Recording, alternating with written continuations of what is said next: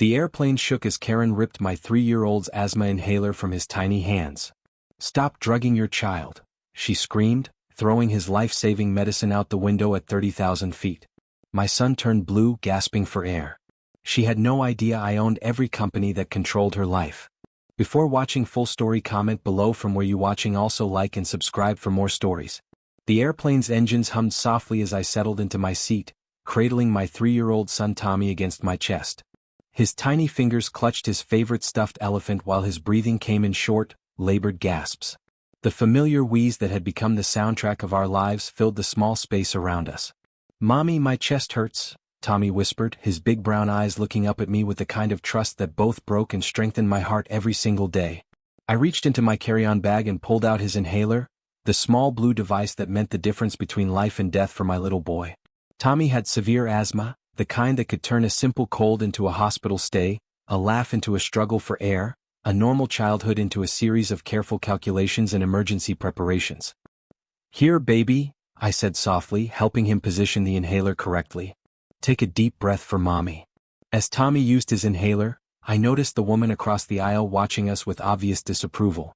She was probably in her 50s, with perfectly styled blonde hair, expensive jewelry, and the kind of pursed lips that suggested she found fault with everything around her. Her designer handbag sat protectively in her lap, and she wore a small pin on her blazer that read HOA board member. The inhaler helped, and Tommy's breathing eased slightly. I kissed the top of his head and tried to ignore the judgmental stares from the woman across from us. This flight from Chicago to Denver was supposed to be the start of something new for us, a fresh beginning after my recent divorce and a chance for Tommy to see his grandparents. "Excuse me," the woman's voice cut through the cabin noise like a knife. She had leaned across the aisle and was addressing me with the kind of authority that suggested she was used to being obeyed. "Is that child using drugs?" I blinked, certain I had misheard. "I'm sorry, what?" "That device," she pointed at Tommy's inhaler with a manicured finger. "You're giving drugs to a child on an airplane. That's completely inappropriate and probably illegal."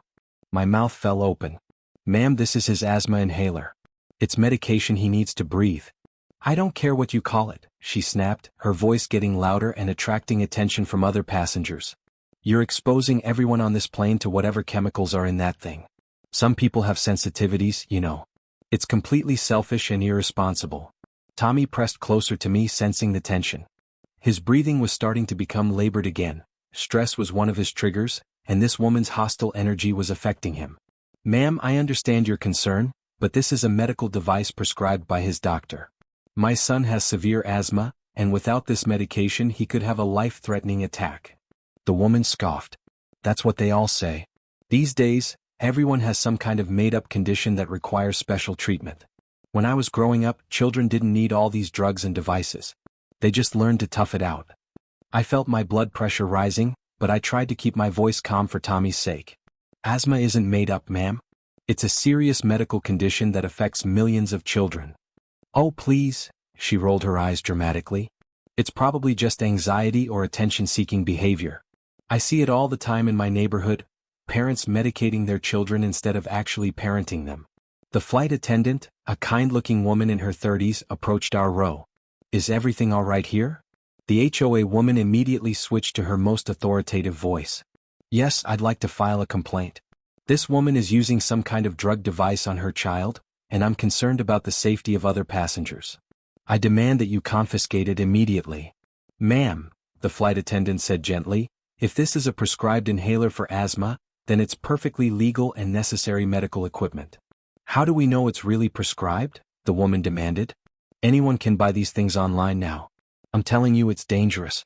What if it's one of those marijuana devices? What if she's drugging her child to keep him quiet?" I was shaking now, a combination of rage and disbelief coursing through me. Tommy was whimpering softly, his breathing becoming more rapid and shallow. The stress was triggering an attack. "Please," I said to the flight attendant, "my son is having an asthma attack. I need to give him his medication now." But before I could reach for the inhaler, the HOA woman lunged across the aisle and snatched it from Tommy's hands. "I'm not going to sit here and watch child abuse," she declared loudly, holding the inhaler above her head like some kind of trophy.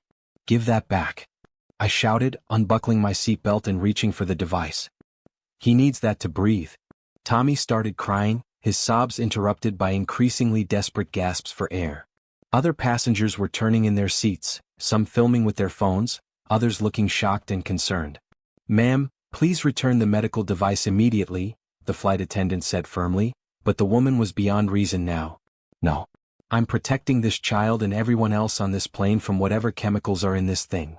And then, in a moment that still haunts my nightmares, she did the unthinkable. She marched to the nearest window, cranked it open despite the flight attendant's protests, and threw Tommy's inhaler out into the clouds below. The cabin erupted in gasps and shouts. Tommy's breathing became so labored that his lips started turning blue. I screamed, a sound I didn't even recognize as coming from my own throat. "What have you done?" I cried, holding Tommy as he struggled for each breath. "You just threw away his life-saving medication." The woman crossed her arms, looking satisfied with herself. "Good. Now maybe you'll learn to actually parent your child instead of drugging him." The flight attendant was on her radio immediately, calling for emergency medical assistance and requesting priority landing. Other passengers were shouting at the woman, calling her insane, demanding she be arrested. One man, a doctor, came forward to help assess Tommy's condition. "This is serious," the doctor said quietly to me. "We need to get him to a hospital immediately. Does he have any backup medication?" I shook my head, tears streaming down my face. The inhaler was all I brought for the flight. His nebulizer and backup medications are in our checked luggage. The plane made an emergency landing in Kansas City. Paramedics rushed on board and whisked Tommy away to the nearest children's hospital. As they loaded him onto the stretcher, his little hand reached for me and he whispered, "Mommy, I can't breathe." Those words shattered something inside me. At the hospital, I paced the waiting room while doctors worked to stabilize Tommy's breathing.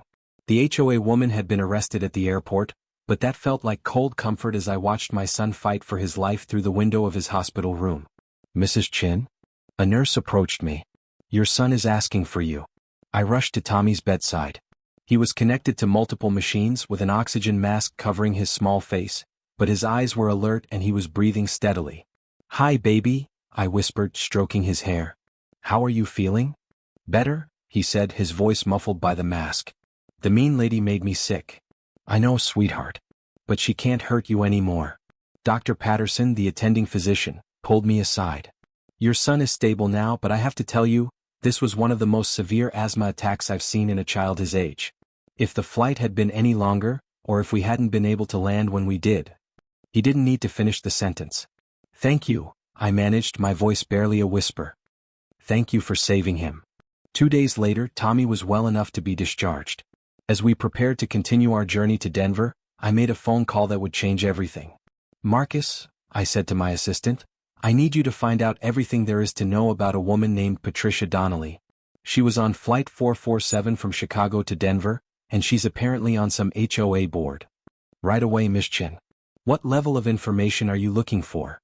"Everything. Where she lives, where she works, what HOA she's on, her financial situation, legal history. I want to know what she had for breakfast this morning." You see, what Patricia Donnelly didn't know when she threw my son's inhaler out of that airplane window was that she had just declared war on Sarah Chin, CEO of Meridian Properties, one of the largest property development and management companies in the Midwest. The same company that happened to own and manage over 60% of the residential properties in Willowbrook Estates, the upscale community where Patricia lived and served as HOA president. The irony was almost poetic. Within 24 hours, I had a complete dossier on Patricia Donnelly. She lived in an $800,000 home at 1247 Maple Grove Lane in Willowbrook Estates. She had been HOA president for 6 years, during which time she had filed over 200 complaints against neighbors for violations ranging from non-regulation mailbox posts to excessive holiday decorations. She had a history of harassment complaints, 3 restraining orders filed against her by former neighbors, and a reputation as the neighborhood tyrant. More importantly, her mortgage was held by Meridian Financial, our subsidiary company. Her HOA management contract was with Meridian Services. Even her homeowner's insurance was through Meridian Insurance Group. Patricia Donnelly's entire life was built on the foundation of my company, and she had no idea. I flew back to Chicago and immediately called an emergency board meeting. In the sleek conference room on the 42nd floor of our downtown office, I told my executive team exactly what had happened on that plane. "She threw a 3-year-old's asthma inhaler out of an airplane window," I said, my voice steady but my hands trembling with rage. She could have killed my son because she didn't believe asthma was real. The room was silent. These were hardened business executives who had seen hostile takeovers, corporate espionage, and cutthroat negotiations, but the story of what happened to Tommy left them speechless. "What do you want to do?" asked Jennifer Walsh, my head of legal. "I want justice," I said simply. "I want her to understand what it feels like to have your life turned upside down by someone else's ignorance and cruelty." Over the next week, I carefully orchestrated Patricia's downfall. It started small, a letter from Meridian Services notifying the Willowbrook Estates HOA that their management contract was being terminated due to ongoing complaints about board member conduct that reflects poorly on our company's reputation. Patricia, as HOA president, received the notice and immediately called to complain. She was transferred through 6 different departments before finally reaching my assistant. "This is Patricia Donnelly, president of the Willowbrook Estates HOA," she said in her imperious tone. "I demand to speak to whoever is in charge. Your company is making a huge mistake by terminating our contract. I'm sorry, Ms. Donnelly, but the decision has been made at the highest level. The CEO personally reviewed your case and decided that Meridian can no longer be associated with your organization." "That's ridiculous." "What case? What has the CEO supposedly reviewed?" "I'm not at liberty to discuss the details, ma'am, but I believe it has something to do with an incident on Flight 447. There was a long pause. "I don't know what you're talking about." "Of course not, ma'am. Have a wonderful day." Phase 2 began the next morning. Patricia's mortgage payment, which had been automatically deducted from her account for 6 years, was returned with a notice that Meridian Financial was calling in the loan for immediate full payment due to criminal charges pending against the borrower. Her homeowner's insurance policy was canceled the same day for misrepresentation of character and criminal activity. Her husband Richard called me directly that afternoon, somehow having tracked down my office number. "Miss Chin, this is Richard Donnelly. I think there's been some kind of mistake with our accounts. My wife Patricia seems to be having issues with several of your companies, and I'm hoping we can resolve this quickly." "Mr. Donnelly," I said calmly, "there's no mistake. Your wife endangered my child's life because she didn't believe asthma was a real medical condition. She threw his life-saving medication out of an airplane window at 30,000 feet. Your wife could have killed my 3-year-old son." The silence on the other end was deafening. I didn't know," he whispered. "Patricia told me she had some kind of disagreement with another passenger, but she said it was about noise complaints. Mr. Donnelly, your wife was arrested for reckless endangerment of a child and interfering with medical treatment. It made the news. How could you not know? She handles our media consumption. She said the news was fake and that liberal parents were trying to destroy traditional values by medicating their children unnecessarily." I closed my eyes, trying to control my anger. "Mr. Donnelly, I'm going to email you the hospital records from that day. I want you to see exactly what your wife did to my son. Then I want you to ask yourself if you can really stay married to someone capable of such cruelty." That evening, I received a call from my head of security. "Miss Chin, Patricia Donnelly is outside the building. She's demanding to see you.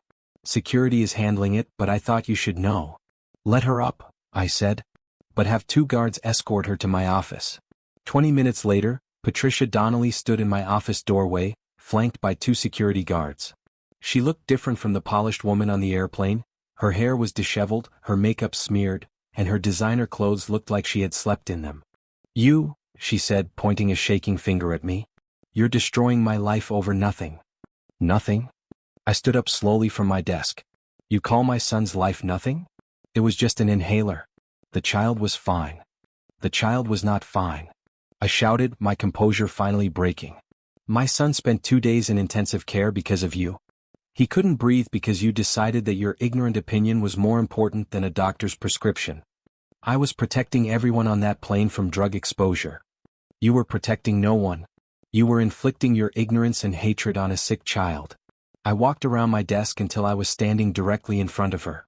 "Do you want to know what it's like to watch your 3-year-old turn blue because he can't get air into his lungs?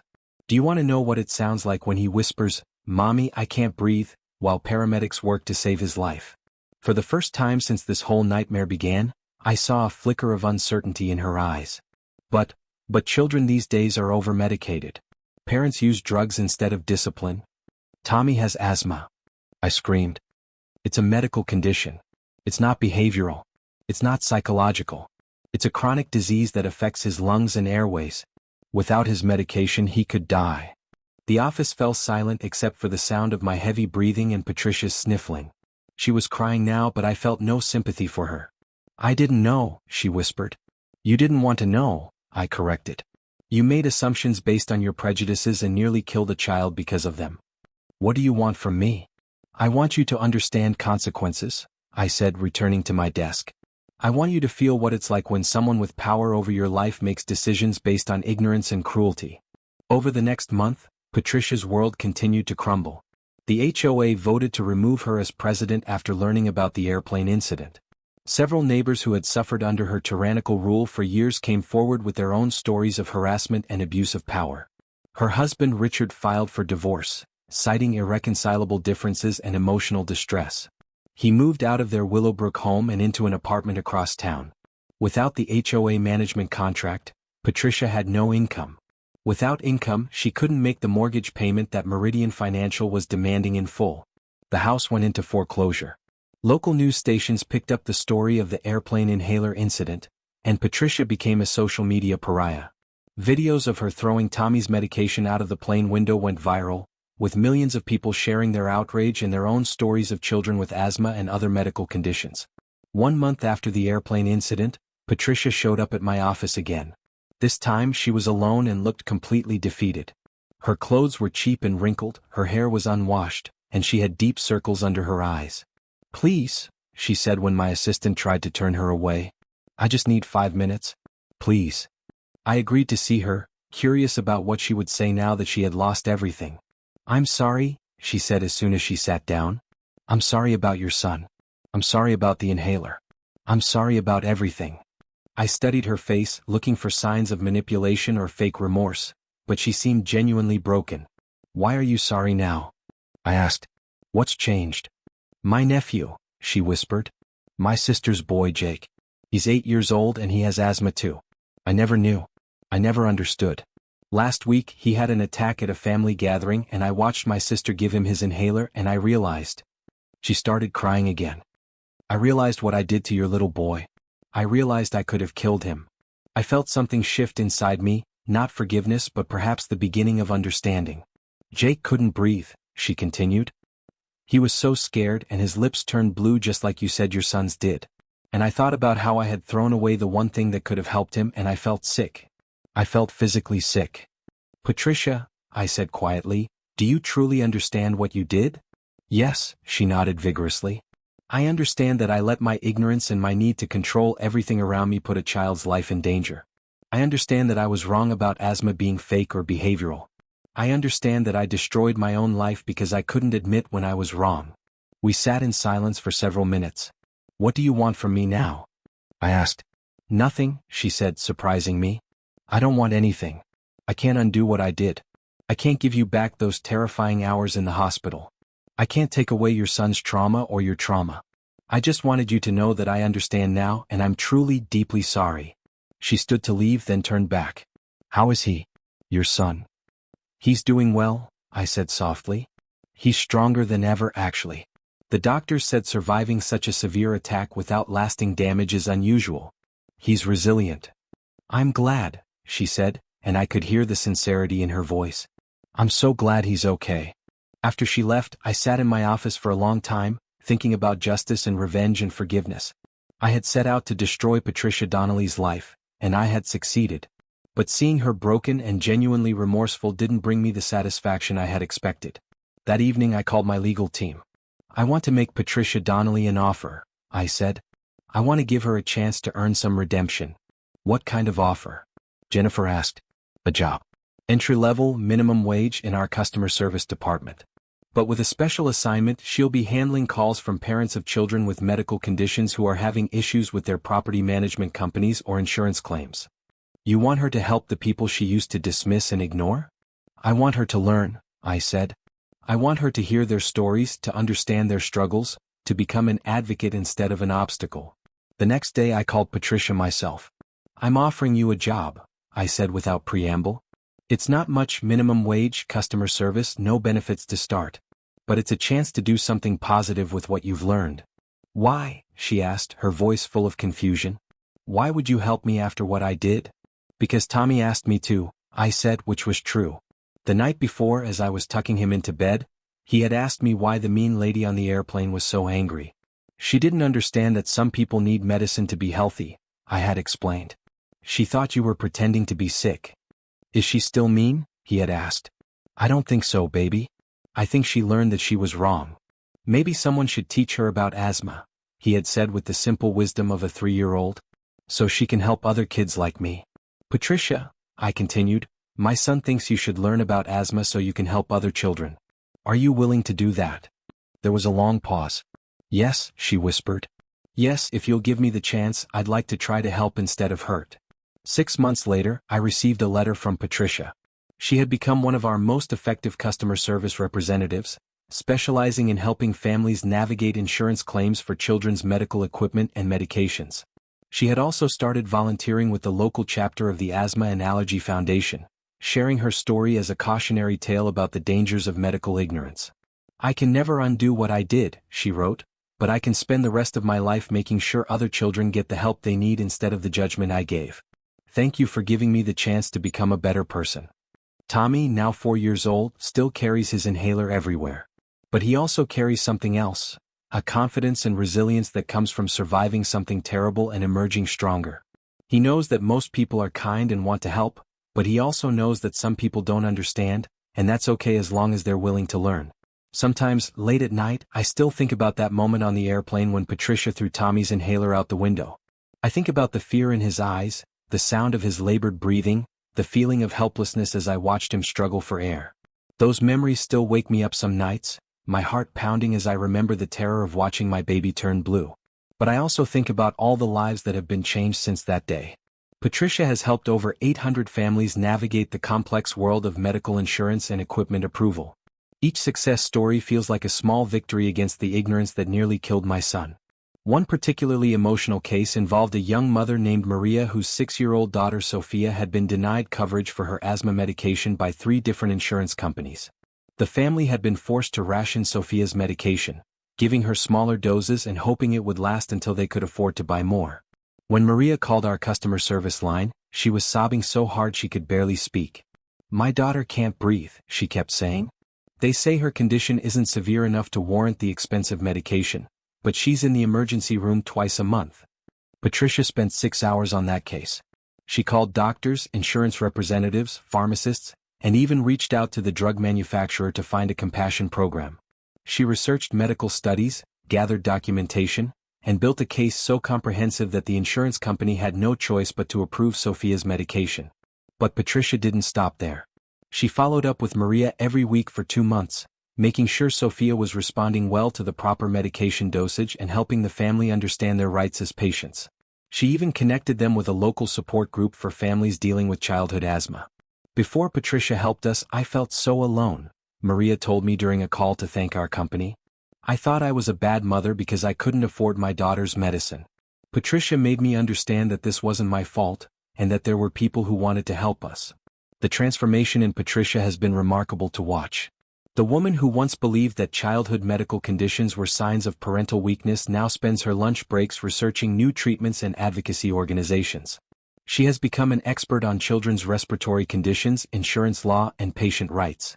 Her cubicle is decorated with thank you cards from families she has helped, photos of children who are now thriving thanks to proper medical care, and certificates from various medical organizations recognizing her advocacy work.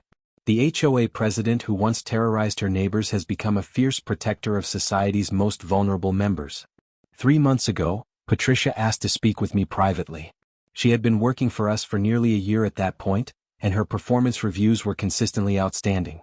I want to tell you about a call I received yesterday, she said, sitting across from my desk with tears in her eyes. It was from a grandmother in Texas whose grandson has severe asthma. The boy is 7 years old, and his parents died in a car accident 6 months ago.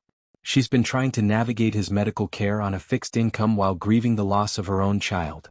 Patricia's voice broke as she continued. The boy's name is Tommy, just like your son. When she told me that, I had to put her on hold because I started crying so hard I couldn't speak. All I could think about was your Tommy on that airplane, struggling to breathe while I acted like his suffering wasn't real.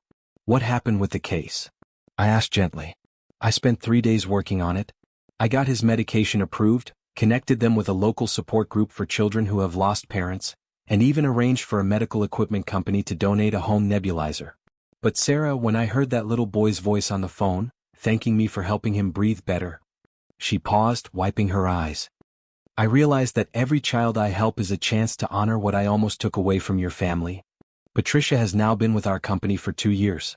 She was promoted to supervisor of our medical advocacy department last month, and she oversees a team of 12 representatives who specialize in helping families with children who have chronic medical conditions.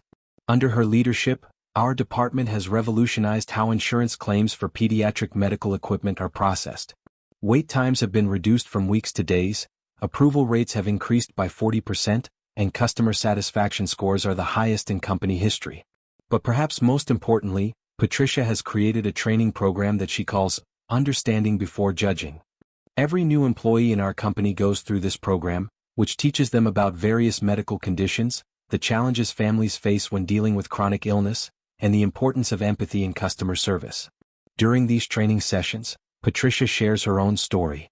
She tells new employees about the day she threw a child's inhaler out of an airplane window because she thought she knew better than doctors, parents, and medical science.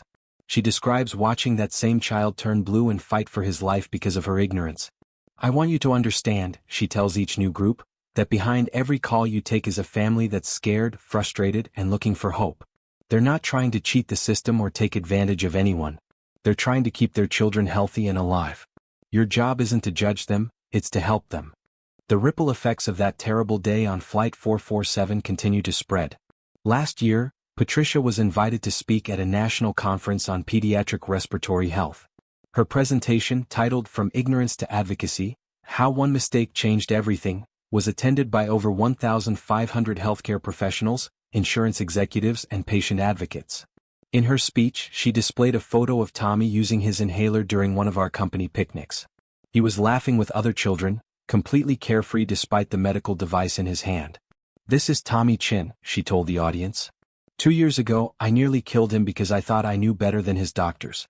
Today he's thriving because his mother had the courage to turn a moment of cruelty into an opportunity for education and change." The audience gave her a standing ovation, but Patricia later told me that the most meaningful part of the conference was the number of parents who approached her afterward to share their own stories of dealing with medical ignorance and discrimination.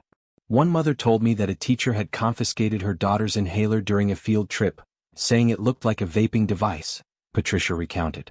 Another father said his son's coach didn't believe asthma was real and made the boy run laps until he collapsed. "There are so many people out there who still don't understand, Sarah.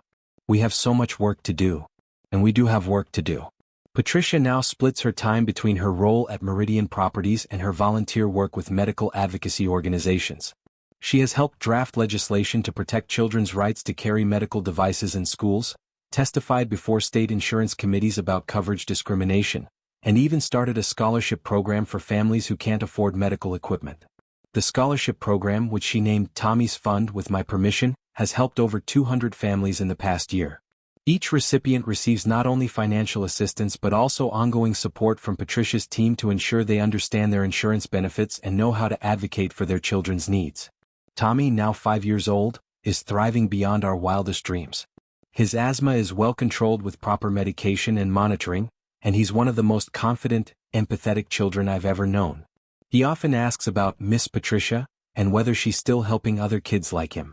Last month, Tommy surprised me by asking if he could make a video to show other children that having asthma doesn't make them different or weak.